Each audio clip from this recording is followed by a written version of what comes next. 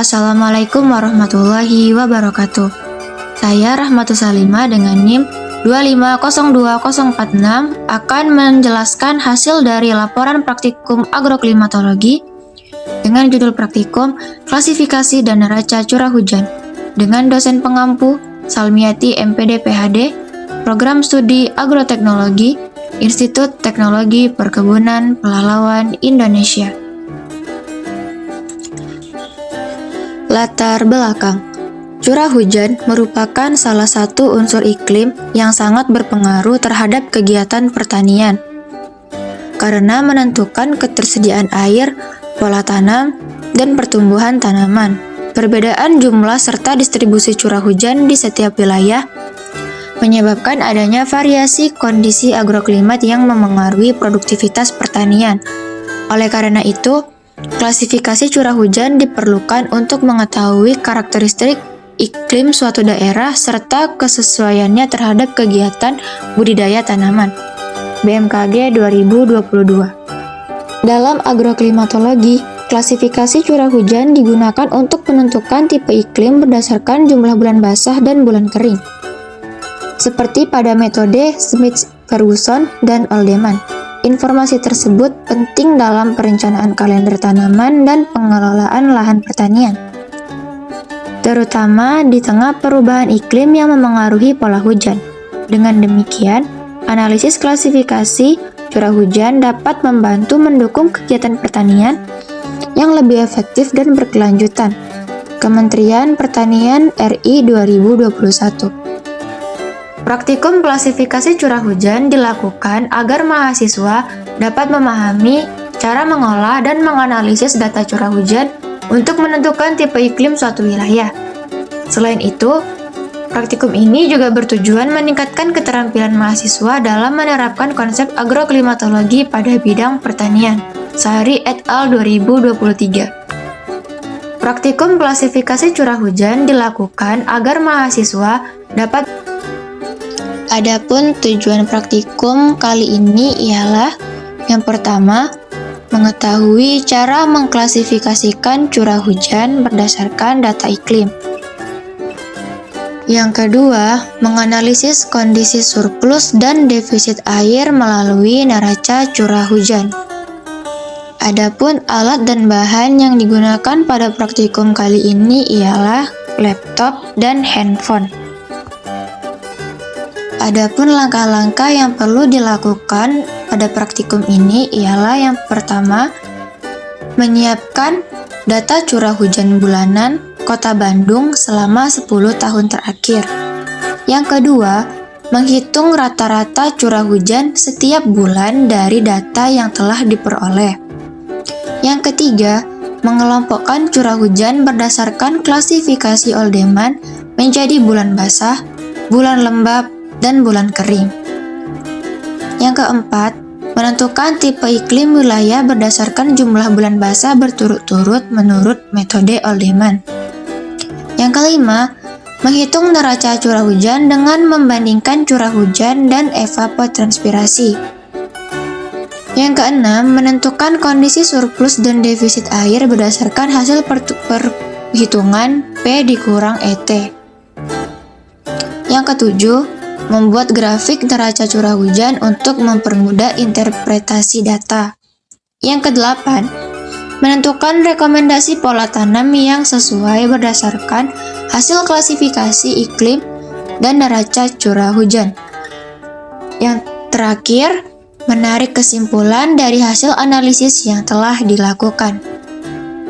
Berdasarkan hasil pengamatan data curah hujan Kota Bandung selama 10 tahun terakhir, dari 2015 sampai 2024, diperoleh rata-rata curah hujan tertinggi terjadi pada bulan Januari sebesar 390 mm dan terendah pada bulan Agustus sebesar 78 mm.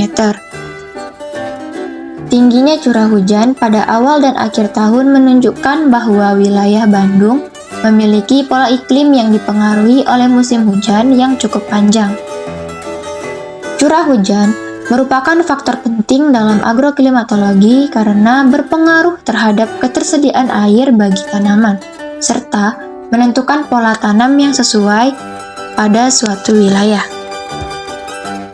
Hasil klasifikasi curah hujan menunjukkan bahwa bulan Januari, Februari, Maret, April, Mei, Oktober, November, dan Desember termasuk bulan basah. Sedangkan Juni dan September termasuk bulan lembab, serta Juli dan Agustus termasuk bulan kering. Berdasarkan klasifikasi Oldeman, Kota Bandung termasuk tipe iklim B dengan karakteristik wilayah basah karena memiliki 8 bulan basah berturut-turut. Kondisi ini menunjukkan bahwa wilayah Bandung cukup mendukung untuk budidaya tanaman yang membutuhkan banyak air seperti padi, jagung, teh, dan kopi. Analisis neraca curah hujan menggunakan metode P-ET menunjukkan adanya kondisi surplus dan defisit air. Bulan Januari sampai Mei, Juli, September, November, dan Desember mengalami surplus air karena curah hujan lebih tinggi dibandingkan evapotranspirasi. Sementara itu, bulan Juni, Agustus, dan Oktober mengalami defisit air akibat curah hujan lebih rendah dibandingkan kebutuhan air tanaman. Kondisi defisit ini dapat menyebabkan berkurangnya ketersediaan air di dalam tanah sehingga diperlukan pengelolaan irigasi yang baik untuk menjaga pertumbuhan tanaman. Berdasarkan hasil tersebut, rekomendasi pola tanam dapat disesuaikan dengan kondisi iklim wilayah Bandung. Pada musim hujan dapat ditanam tanaman yang membutuhkan banyak air seperti padi sawah, cabai, dan tomat. Sedangkan pada musim kemarau lebih sesuai ditanam tanaman yang tahan terhadap kekeringan seperti sorghum, ubi jalar, semangka, dan lidah buaya. Dengan demikian, klasifikasi dan neraca curah hujan sangat penting dalam menentukan pola tanam yang efektif agar produktivitas pertanian dapat meningkat. Praktikum klasifikasi dan neraca curah hujan dilakukan untuk memahami pola iklim suatu wilayah berdasarkan data curah hujan serta mengetahui kondisi ketersediaan air bagi tanaman. Dalam praktikum ini digunakan data curah hujan bulanan selama 10 tahun untuk menentukan bulan basah, bulan lembab, dan bulan kering menggunakan metode klasifikasi Oldeman. Hasil klasifikasi menunjukkan bahwa wilayah Kota Bandung termasuk tipe iklim B dengan karakteristik basah karena memiliki jumlah bulan basah yang lebih dominan dibandingkan bulan kering. Kondisi ini menunjukkan bahwa wilayah Bandung memiliki potensi yang baik untuk kegiatan pertanian, khususnya tanaman yang membutuhkan ketersediaan air cukup tinggi. Selain klasifikasi iklim, praktikum ini juga menganalisis neraca curah hujan melalui perbandingan antara curah hujan dan evapotranspirasi. Hasil analisis menunjukkan adanya kondisi surplus air pada beberapa bulan serta defisit air pada bulan tertentu. Surplus air terjadi ketika curah hujan lebih besar dibandingkan evapotranspirasi. Sedangkan defisit terjadi ketika kebutuhan air tanaman lebih tinggi dibandingkan jumlah curah hujan. Kondisi tersebut sangat memengaruhi pertumbuhan tanaman dan menjadi dasar dalam menentukan pola tanam serta pengelolaan irigasi. Berdasarkan hasil praktikum dapat diketahui bahwa data curah hujan sangat penting dalam bidang agroklimatologi karena dapat digunakan untuk menentukan kesesuaian tanaman, waktu tanam, dan strategi pengelolaan air. Dengan adanya klasifikasi dan neraca curah hujan, kegiatan pertanian dapat direncanakan dengan lebih efektif sehingga risiko gagal panen akibat kekurangan maupun kelebihan air dapat dikurangi. Berdasarkan hasil praktikum dapat diketahui bahwa data curah hujan. Kesimpulan, berdasarkan praktikum klasifikasi dan neraca curah hujan dapat disimpulkan bahwa Kota Bandung memiliki tipe iklim B menurut klasifikasi Oldeman dengan karakteristik wilayah basah karena memiliki jumlah bulan basah yang lebih dominan. Hasil neraca curah hujan menunjukkan adanya kondisi surplus air pada sebagian besar bulan dan adanya defisit air pada beberapa bulan tertentu, yaitu Juni, Agustus, dan Oktober. Kondisi curah hujan tersebut berpengaruh terhadap ketersediaan air bagi tanaman dan menjadi dasar dalam menentukan pola tanaman yang sesuai.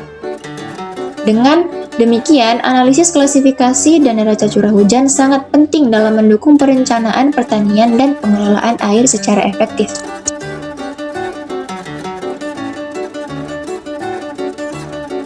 Baiklah, sekian, terima kasih. Wassalamualaikum warahmatullahi wabarakatuh. Baiklah, sekian terima kasih. Wassalamualaikum warahmatullahi wabarakatuh.